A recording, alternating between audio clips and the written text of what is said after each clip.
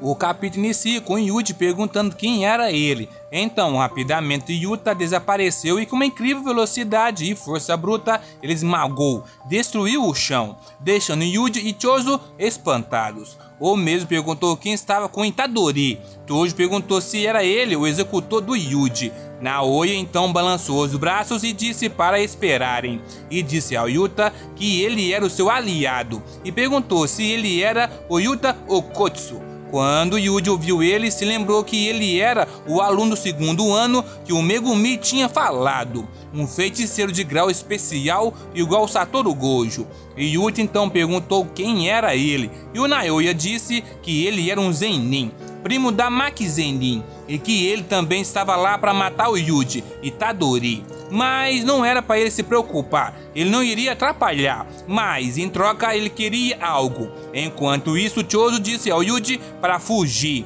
e disse que ele, o loirinho, era do tipo velocidade e que ele tinha um truque na manga. E brincar de pega-pega com ele seria ruim, então ele mesmo iria cuidar dele. E Yuji perguntou se ele ficaria bem, e o mesmo disse que sim, mas o alvo dele era o Yuji, e disse para ele pensar somente em fugir do Okotsu, o cara do cabelo preto, já que ele podia sentir que o estilo dele era parecido do Satoru Gojo. Se ele lutasse com ele, iria morrer. Então Naoya perguntou a Yuta se ele matasse o Yuji, se ele não ficaria calado para os seus superiores por um tempo, já que ele queria usar isso como uma isca para encontrar alguém. Enquanto isso, Chozo disse ao Yuji que eles se encontrariam novamente no mesmo lugar, e o Yuji disse que sim. Então o Yuta disse tudo bem, mas ele deixaria o outro com ele. Assim eles partiram.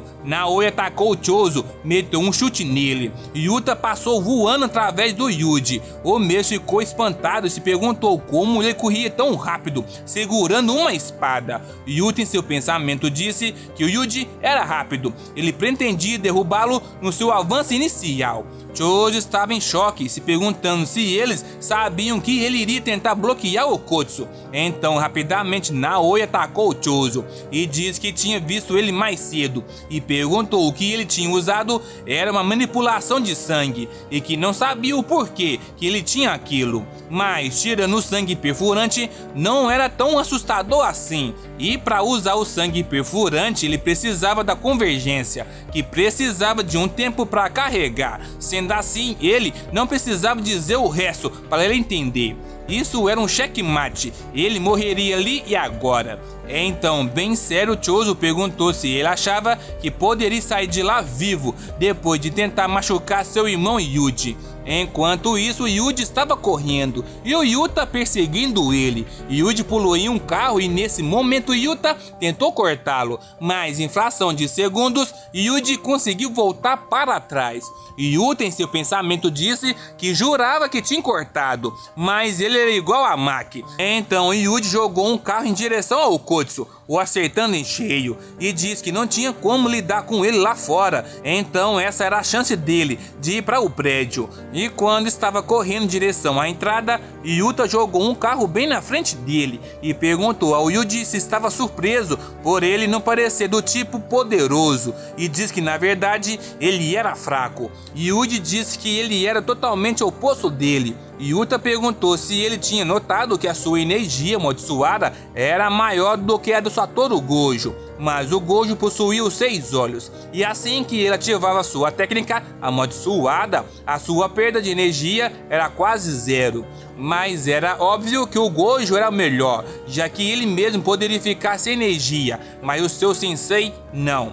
Então ele empunhou sua espada e disse que ele iria acabar de falar, e partiu para cima do Yuji. O mesmo ficou tenso e disse que ler o fluxo de energia amaldiçoada de um feiticeiro de elite era difícil por várias razões, já que um lutador de elite tinha uma precisão maior para controlar a energia amaldiçoada, deixando difícil de prever um ataque até o último momento que ele era executado. Mas o Yuta era diferente, pois seu corpo inteiro, até a sua espada, estava fluindo com energia amaldiçoada. Mas o problema não era ler os movimentos dele, já que todos os ataques dele podem ser decisivos e que ele poderia restringir todo o dano que ele recebia para o mínimo. Então o Yuji se lembrou das palavras do Nanami e pediu desculpas ao Yuta, pois ele não poderia morrer ainda.